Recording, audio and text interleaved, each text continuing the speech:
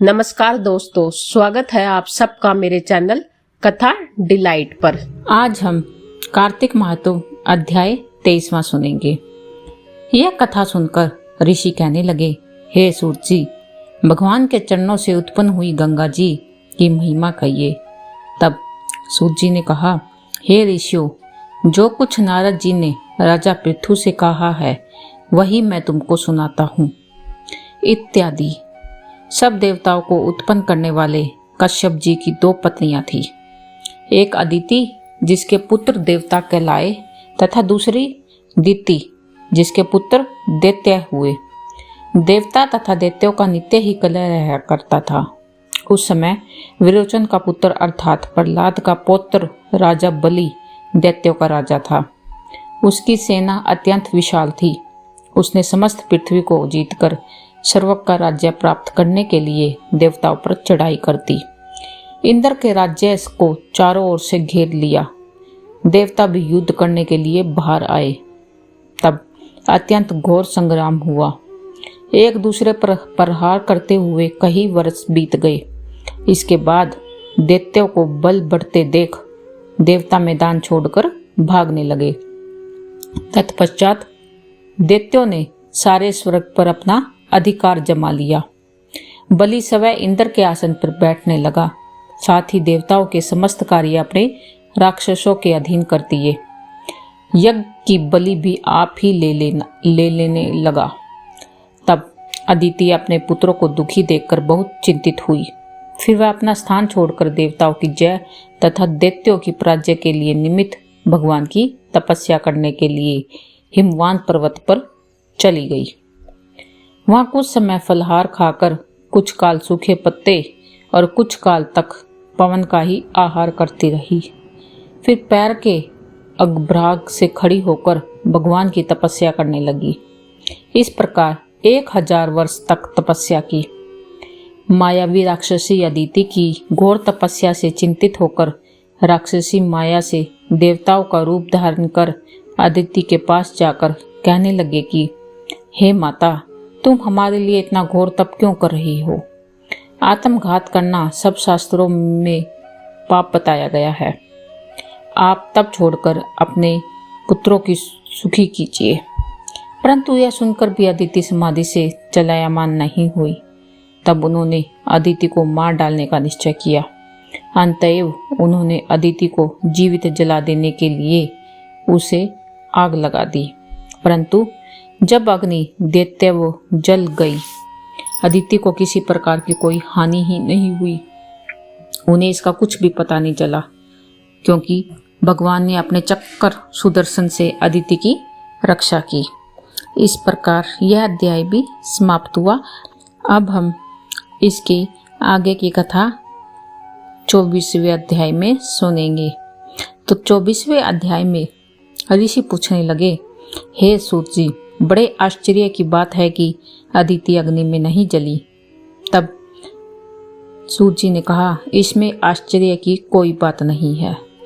जिस भगवान के स्मरण मात्र से सब संकट दूर हो जाते हैं, उनका ध्यान करने वाले भक्त को कोई कष्ट नहीं दे सकता। जब अग्नि शांत हो गई, तब चक्र सुदर्शन धारण करने वाले भगवान स्वयं अदिति के सामने प्रकट हो गई और कहने लगे, हे देव माता, तुम्हारे इस कठिन तप से हम अत्यंत प्रसन्न हैं, इसलिए वरदान मांगो, तुम्हारा कल्याण होगा। तब अदिति ने हाथ जोड़कर कहा, पहले भगवान की उन्होंने स्तुति की। बोली, हे भगवान, आप मेरी पुत्रों की रक्षा कीजिए। हे भगवान, आप अंतर्यामी हैं, सभी कुछ जानते हैं। अंततः मेरे पुत्रों को अंकट राज्य दीजिए। अदिति के ऐसे प्रेम भरे वचनों को सुनकर भगवान कहने लगे, हे देव माता, हाँ, तुम्हारे यहाँ जन्म लेकर तुम्हारे पुत्रों की रक्षा करेंगे। कुछ समय बाद अदिति ने शंख, चक्र, गदा, पदा, कमंडल धारण किए हुए हजारों सूर्य के समान तेज वाले कमन नयन पीताम्बरधारी मुनियों द्वारा स्तुति किए गए दैत्य के नाश करता भक्तों के प्रिय वामन भगवान पुरुष में देखा। तब कश्यप आदि ऋषि भगवान की स्तुति करने लगे। जो कोई वामन भगवान स्रोत का नित्य पाठ करता है वह सदैव निरोकार रहता है और सर्वदा को प्राप्त करता है। तब भगवान बोले, हे पिताजी, हम प्रसन्न हैं, आप कल्याण हो, आपके समस्त मनोरथ पूरे हो। हमने 2 बार आपके घर जन्म लिया है और आगे भी आते रहेंगे। इतना कहकर भगवान ने बाल रूप धारण कर लिया। उधर राजा बलि ने शुक्राचार्य को अपना आचार्य बनाकर बड़ा भारी यज्ञ प्रारंभ कर दिया, जिसमें लक्ष्मी जी सहित हवि ग्रहण करने के लिए भगवान विष्णु का आह्वान किया। उसी समय भगवान विष्णु ब्रह्मचारी के रूप में वहां पर आ गए। भगवान के इस रूप को देखकर ऋषि लोग ज्ञान दृष्टि से उनकी पहचान न पाए। उन्हें देख शुक्रा जी ने राजा बलि को एकांत में बुलाकर समझाया। 24वां अध्याय भी यहीं पर समाप्त हुआ। आगे हम इसका 25वां अध्याय सुनेंगे कि आगे शुक्राचार्य जी ने राजा बलि से क्या कहा। तो शुक्राचार्य जी कहने लगे कि हे राजा बलि, विष्णु तुम्हारा राज्य लेने के लिए अतीत के गर्भ में जन्म लेकर वही तुम्हारी यज्ञ में आए हैं, सो तुम इनको कुछ भी देना मत। राजन, मेरा कहना मानो। नीति शास्त्र का कहना है कि अपनी बुद्धि से गुरु की बुद्धि अधिक लाभदायक होती है। तब बलि कहने लगे कि गुरुजी, आप मुझे अधर्म की शिक्षा क्यों देते हो?